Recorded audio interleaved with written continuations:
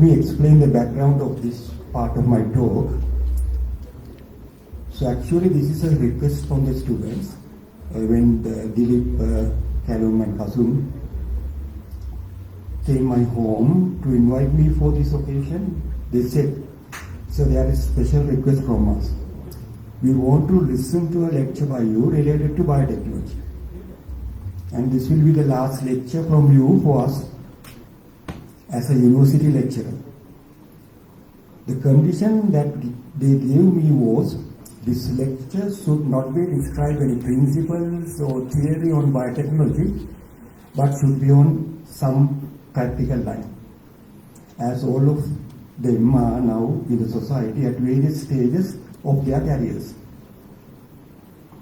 Actually, I was in a difficult situation and I thought it is an extra burden for me, but it was hard to escape or ignore, as they have already kept a very strong trust on me.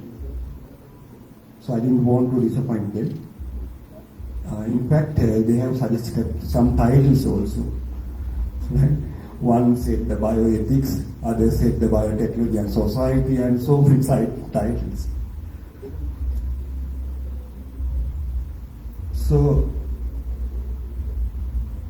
I'm not sure whether I'm going to fulfill their expectations, but I will try to give you few thoughts on the place of biotechnology in the economy and development.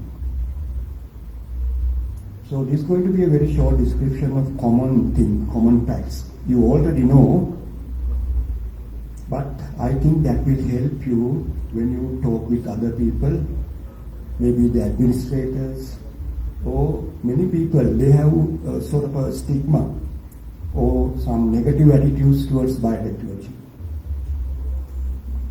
And please bear with me if you find me boring in this talk, right? And also, so this is a sort of a skeleton or glimpse of one topic, and there may be so many gaps, you have to fill them, and also there are some areas in biotechnology, there are no direct yes or no answers. So that has to be deliberate by yourself and take your own decisions in some cases. So I will start this part of my talk asking a question. What's the advantage of use of biotechnology in development? Simply we can say that anything produced by biotechnology is contemporary or belongs to the present time, and they are renewable.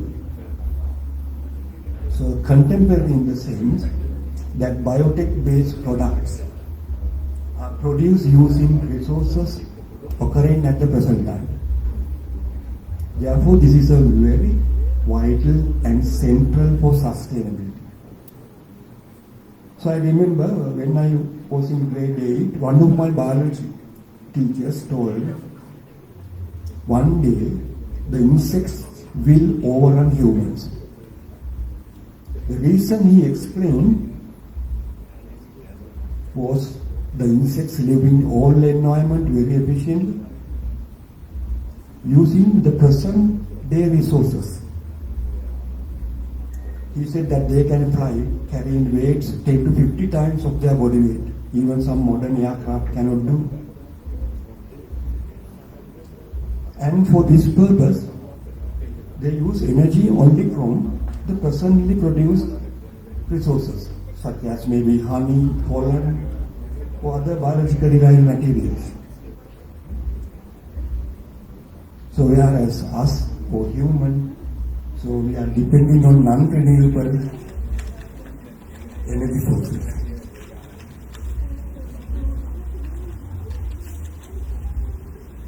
So we are destined to extinct. So this example he gave is very valid. It holds true today also. And it is deliberated around the world very seriously and has directed the world to work on the sustainable development goals. So what is important here is that the world has to give serious consideration on the materials technology used for production. So this is exemplified if you think the drivers for materials technology shift happened at the transition of the development eras. So what were the materials we used until 19th century? So in the past, the world used traditional materials for production, such as maybe feather, cotton, silk, wool, fur. So all these are natural materials. And they use a lot of labor, low scale of production, and sufficient for sort of a low demand market. It was not sufficient with the increase of population. So then the next stage, the 20th century, the world started to use synthetic materials, primarily based on cheap petroleum, such as chemical polymers, polyester, nylon, vinyl, etc. And we still depend on such materials, and now we are facing with many health and environmental problems. So many problems, and they are identified today as global grand challenges. So now in the 21st century, we have these global grand challenges, and what is the response of the world? The world has now turned to use sustainable technologies, and these technologies have to use biomaterials, bioproducts or bioprocesses, which are renewable, biodegradable, recyclable, less polluting, energy efficient, and they are with tailored functionalities, such as to be used in tissue engineering in medical applications. So we can derive material which are suited for specific purposes. So there is a very clear transition of the use of materials for production, from traditional materials to synthetic materials, and now to biomaterials. So the new era is based on biomaterials. Then we, as plant biotechnologists, I believe that we have to build up a 21st century vision as air to replace smoke, which means to replace factories with synthetic inputs, which gives out the dark, dull, black smoke, with factories using biomaterials, which emanate life-saving oxygen. So this will be the future, because in the plant kingdom itself, it has been discovered more than 50,000 plant-based organic compounds or secondary metabolites, which we can use for many purposes and can replace synthetic products and petroleum energy. So with this scenario, where our economies are heading in the future, obviously towards bio-based economies, which is known as a bioeconomy. So what is happening in such economy? Two things. First, the production of renewable biological resources or the materials, which is normally known as the biomass, from soil, water, maybe from microbial cultures. And then the conversion of these resources and the waste streams that will result in its conversion to value-added products. So that is food, feed, fiber, and other consumer products and energy. So the bioeconomy includes the production and sustainable utilization of biological resources. And therefore in a bioeconomy we need the renewable biological resources and the technology. For technological advancement, it mostly needs the scientific findings in life sciences and related other sciences. So knowledge is a base of or a key determinant of a bioeconomy. In fact, bioeconomy is once defined as transforming life sciences knowledge, transforming life sciences knowledge into new sustainable, eco-efficient and competitive products. So, the bioeconomy now, we can identify three perspectives. First, the innovation perspective or the biotechnology perspective. In a bioeconomy, biotechnology has a very great place. Then the second area is the biomass conversion into biofuels and polymers and chemicals. So that is the biomass conversion perspective. And the third, very recently, they have added the bioecology aspects. So bioecology perspectives to optimize the use of resources, energy, nutrients, and to promote biodiversity. So that area includes the bioecology perspective in bioeconomy. So with that basis, we will now turn to see what makes a bioeconomy. Right? So you can identify three levels. First, the core bioeconomic activities. So it primarily involves the production of biomasses from soil and water. So it must include crops, forest, fish, animals, microorganisms. So therefore in the bioeconomy, the agriculture sector is generally included. So apart from that, in this primary sector, food and bioenergy and biofuels are included. So agriculture, food, bioenergy, biofuel comprises the core bioeconomic activities. Then we have the partial bioeconomic activities. It includes the bio-based chemicals and plastics industries, construction, pharmaceuticals, nutraceuticals, textiles, waste management, and various other biotechnologies. So that is the second partial bioeconomic activities. And now the biotechnology has also penetrated into the services sector mostly, and it is the indirect component of bioeconomy. These are technologies such as bioinformatics, sequencing, then the machinery development, retail trades, and related services like training, policy making, education, skill development. So these are the indirect component of a bioeconomy. So if you account all of the activities, and if you value them, so it forms the bioeconomy of a country.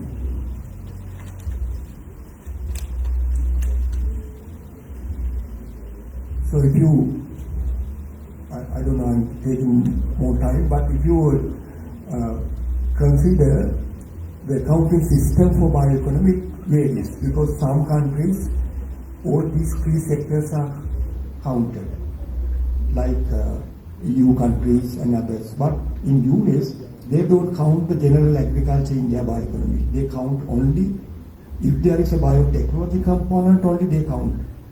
So if the farmers use genetically modified crops, so they count it as a component of bioeconomy. But if the general agriculture, they don't count. So why I describe these points today is to open my students' minds on an issue very commonly discussed. So it's the issue of declining contribution of the agricultural sector to the country's GDP. Many persons criticize the agri profession based on the low GDP contribution. Yes, it has declined from 30% in 1960s to just below 7%. I think maybe it's 6.8% now. And we have to think why and how this has happened. Has the volume of production gone down? I don't think so. In fact, in some crops and others, the volume production has increased. Or we have kept the production at a constant pace. This is because thanks to a few far-sighted scientists who set out to tackle the problem of increasing food production, which culminated with the term called Green Revolution. Whatever the critics of Green Revolution say, we have to accept that Green Revolution averted or rather delayed the much intended or expected world food crisis. So I personally believe, and I think most of the people, that the Green Revolution in our country began with the introduction of this new plant type rice varieties, the BG varieties. The credit goes to mostly to Dr. Senadira. And I think this is a good opportunity to remember him, because yesterday was his 25th death anniversary, July 7th. He lived only for 54 years, very untimely death. So we all, Rice City people in Sri Lanka, can make this time to remember him, to pay tribute to him. In fact, the Biotechnology department, our department, honor him every year by awarding Dr. Dharmawangsa Senadira Award at the convocation. So, the self-sufficiency in agriculture is a very important, irrespective of the amount of contribution to the GDP, whether it is high or low. The agriculture sector is doing a major role with respect to food security of the country. So even with low GDP contribution, agri sector should be given high priority, and as agri professionals, we all should promote this view. So why the contribution is declining? Because correspondingly the services and industry sectors are expanding. So how this expansion happen? Mainly because due to value addition of the primary agricultural produce. So that is happening. For example, earlier we export all the natural rubber produce in the country in the raw form without any value addition. And the value was counted in agriculture. But what has happened now? I think almost all the rubber produce in our country is now used by manufacturing industry, where the value is counted in the manufacturing sector. So as a consequence, the industrial GDP is growing due to the expansion of the rubber-based manufacturing industry, with the corresponding decreasing contribution by the agri sector. So this is even more significant in food and beverage industries, where more and more agricultural produce are being used in the food and beverage industry. For example, according to my calculation, right, personal calculation, a major share of about 48% of the industrial GDP comes from agri-based manufacturing industries, such as food products, beverages, tobacco, leather, paper and pulp, bio-based health products, pharmaceuticals, cosmeceuticals, manufactured natural products, so many things.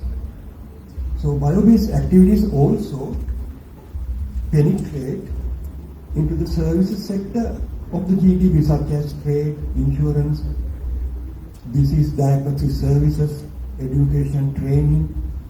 So agriculture is basically providing a lot of inputs for the industrial sector, and the final result is actually the expansion of other sectors at the expense of the agri sector.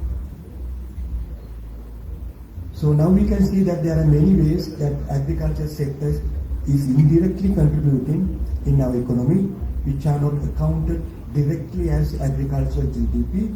Hence often agriculture sector is unnoticed. But if you consider the bioeconomy concept, these all activities can be accounted safely, because bioeconomy cuts across many sectors of a country's economy. And I think it's a better indicator to show the importance of the agri sector in the country. The contribution of the agri sector as input provider both for the food security and for the manufacturing industries. This is very important, and we should take this aspect to the surface. at various discussions. So this point I wanted to highlight today for my students, as you are now at the right stage in your career to move this topic further. I think the agriculturalists or biotechnologists, more than us, the economists, should look into this matter seriously. And with this short message, I thank you for allowing me to talk to you after a long time and express my gratitude once again for